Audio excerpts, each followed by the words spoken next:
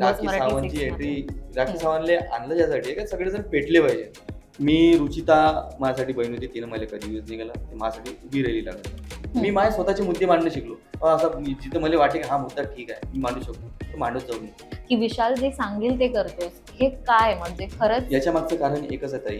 कारण की हा काय झाला मुद्दा, मी कधी शो नव्हतो केले. हं. तो लय काही समजून दिलं मला. या शोनं लय काही शिकवलं मला.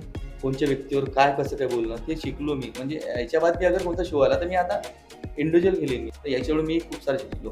जसं शाळेत मास्तर शिकवते तसं हे मास्तरकडून मी याच्याकडून मी शिकलो. हाय, हॅलो, नमस्कार. मी माधवी वाडकर आणि तुम्ही बघत आहात नवराष्ट्र. आत्ता आपल्यासोबत मंडळी आहे बिग बॉस मराठी सीझन 6 मधून नुकतेच बाहेर पडलेले रोशन भाऊ म्हणजेच रोशन भजनकर. रोशन दादा, सगळ्यात आधी तुझं खूप खूप स्वागत असो नवराष्ट्रमध्ये. आणि काय सांगशील कसा झाला हा बिग बॉस सीझन 6 मराठीचा प्रवास? सगळ्यात पहिले तुमचा धन्यवाद. आणि हा सीझन एवढा जबरदस्त होता माझ्यासाठी. इमोशनल बी होता आणि चांगला बी खेळणं, कॉमेडी सगळ्या गोष्टी मी एन्जॉय केल्या याच्यात. पण सगळ्यात भारी दिवस होते. कारण की मी कधी माझ्या परिवारापासून दूर नव्हतो गेलो आणि मला सगळ्यात तिथेच आठवण सतावे आणि तिथं मजा आली बघ. या शो लय काही समजून दिलं मला. या शोनं लय काही शिकवलं मला. म्हणजे काय मुद्दे म्हणजे पहिल्या टाईम मी शोमध्ये आलो आणि मुद्दे कसे मांडायचे मला काहीच नॉलेज नाही बाहेरचं. कधी मी शोमध्ये नव्हतो गेलो. पण ह्या शोमध्ये मी शिकलो मुद्दे कसे मांडणं, कोणत्या व्यक्तीवर काय कसं काय बोलणं ते शिकलो मी. म्हणजे याच्या बाद बी अगर कोणता शो आला तर मी आता इंडिव्हिज्युअल खेळीन मी, एकटा खेळीन. आता तू टफ फाईट देण्यासाठी तयार आहे म्हणजे हां. पूर्णपणे प्रिपेअर प्रो झालाय असं आपण म्हणू हां, शकतो. मी आता एवढं झालोय की मी टॉप 5 ची टक्कर देतो. मी एकटा खेळू शकतो आता. खूप छान. हां. रोशन दादा, आणि याच्या अनेकदा पहिले हा मी शिकलो नव्हतो. मला या गोष्टी माहीत नव्हत्या की कसे शोमध्ये काय-काय बोलल्या पाहिजे. कोणत्या अँगलवर कसं काय बोललं हे माहीतच नव्हतं मला. अच्छा, थोडं-थोडं म्हणजे करू-करू मी शिकलो या गोष्टी. शिकलास. ह्याच्या आधीचे बिग बॉस सीझन पाहिले होतेस नाही, मराठीचे? नाही. नाही. आणि हा फर्स्ट होता, फर्स्ट डायरेक्ट होता. तुझी एंट्री झाली या माझी बिग एंट्री बॉस झाली मध्ये. इथं. दादा, अनेकदा घरामध्ये बोललं गेलं की तू दुसऱ्यांच्या विचाराने चालतो. भाऊच्या धक्क्यावरती सुद्धा हा हं. मुद्दा आला होता की विशाल जे सांगेल ते करतोस. हे काय म्हणजे खरंच? याच्या मागचं कारण एकच आहे ताई. कारण की हा काय झाला मुद्दा, मी कधी शो नव्हतो केले. हं. विशालनं याच्या पहिले बिग बॉस मराठी हिंदी करून चुकला आहे आणि अनुश्रीने बी केलेला आहे आणि रुचिताने बी शो केलेला आहे. फक्त मी एकटा माणूस होतो का मी शो नव्हता केला. तर मला हे शिक्षण जरुरी होतं घेणं, की याच्याकडून कसं काय बोलायचं, शोमध्ये काय बोलल्यानं काय दिसते.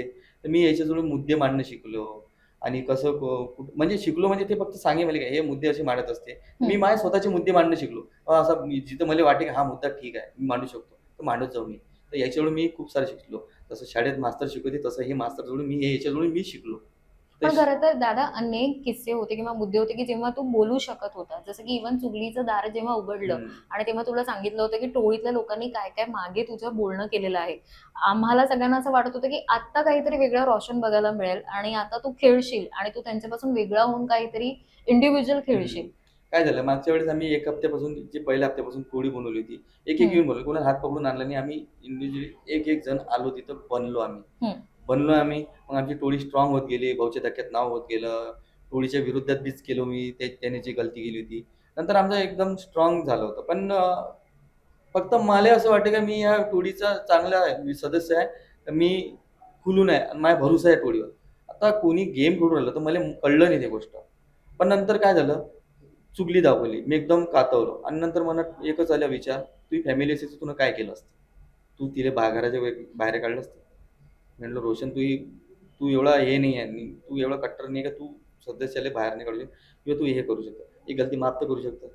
याच्या वेळी कारण की आपली टोळी बनली आहे. ही टोळी स्ट्राँग दाखवणं आहे आपल्याला. आमचं बोलणं झालं होतं असं, की जेव्हा आपण आमना-सामनावर भिडू, जेव्हा कोणी सदस्य राहणार नाही, फक्त आपणच राहू, तेव्हा भिडू.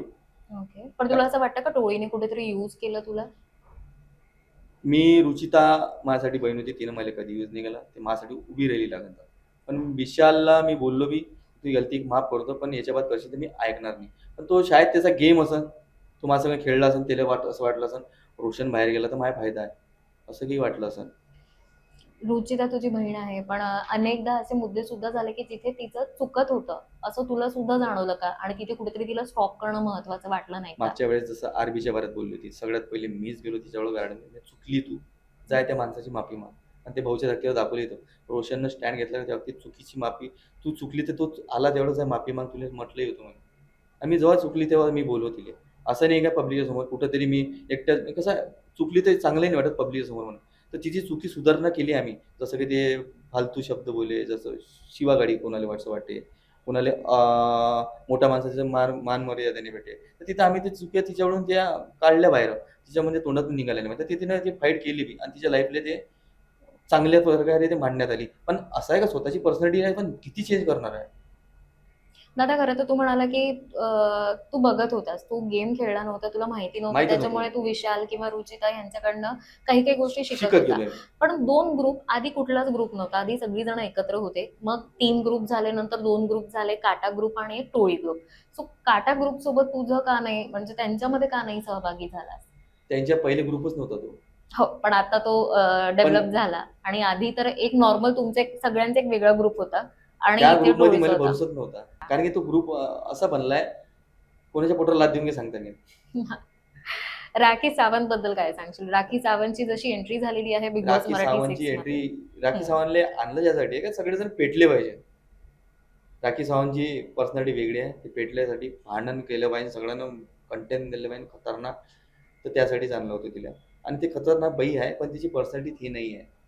तिची अच्छा. पर्सनॅलिटी ते आहे, जेव्हा ती जेवण बनवून सगळ्यांना खाऊ घालते.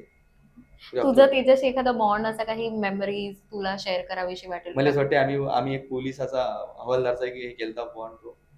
आणि एक कायचा केला तर एक वहिनीचा आम्ही म्हणजे चिडवते सचिन दाले म्हटलं, "अरे दुसरी वहिनी आणू, अशी वहिनी दुसरी आणू, आपण टेन्शन घेऊ नका दादा." तर चांगलं आम्ही असं कॉमेडी फनमध्ये राहतो तिच्या संग. ओके. काय सांगशील, कोणते चेहरे तुला वाटतात की जे खरे आता खेळतायत आणि काही चेहरे आहेत की जे अजूनही फेक खेळतायत? मले खरं चेहरा फक्त त्याच्यात प्राजक्ताताई, एक सागर दादा. बाकीचे एक नाही म्हणत, पण त्याचं गेम आहे. पण जे रिअल आहे अजूनही, म्हणजे पहिल्या हप्त्यापासून पोहोच राहिलो सागर दादा आणि एक हे अच्छा. प्राजक्ताताई हे रिअल आहे. 2 तुला रिअल चेहरे कारण वाटतात. यानं पर्सनॅलिटी चेंजच नाही केली स्वतःची. मीच पहिल्या आठवड्यापासून पोहून आलो आणि ते एवढ्या आठवड्यात तर पर्सनॅलिटी लय लोकांना चेंज करून टाकली आहे. आज इव्हेक्ट जे कंटेस्टंट झालेले आहे, म्हणजे ओमकार, आयुष, सचिन दादा, कोणाशी बोलणं झालं का तुझं बाहेर पडल्यानंतर? सचिन दादा सचिन दादाशी भेटला, बोलला, कसं बोल झालं, काय बोलणं? सगळ्यात पहिले मी एक हप्ता जेव्हा गेला ना, तो एवढं रडलो त्या दिवशी. कारण की भाऊ माणूस गेला आपला, मित्र भाऊ सगळंच होतं माझ्यासाठी तो तिथं. तो माणूस गेला तर एक फील होत म्हणजे यार आपला माणूस चालला गेला यार, रोशन एकटा कसं गमी नाही मला.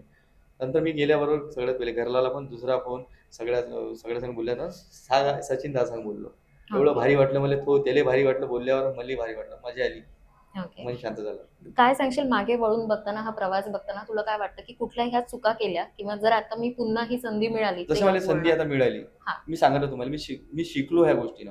आता मी गेलो तर एकटा खेळू शकतो, एकटा राहू शकतो, एकटा सर्व्ह करू शकतो, याच्यावर भिडू शकतो. एवढी ताकद आहे माझ्यात. ओके. एक गेम खेळूया छोटासा. मी काही नावं सांगते, तुझ्या डोक्यामध्ये पहिलं त्यांच्याबद्दल काय विचार येतोय किंवा काय शब्द येतोय तो तुला सांगायचा आहे. आरबी, राकेश बापट. तर आरबीच्या बाबतीत मी एकच सांगेन का तो मागच गेम खेळून राहिले अजून. दुसऱ्याच्या मुद्द्यात भांडते, स्वतःचा मुद्दा नाही आणत, दुसऱ्याच्या मुद्द्यात भांडते. आणि जेव्हा विशाल म्हणते, "ये तू खेळणं माझ्यासमोर ये ना." हर वेळेस म्हटलं, चॅलेंज केलं, पण तो चॅलेंज एक्सेप्ट करून नाही राहिला माणूस. ओके. दीपाली सय्यद.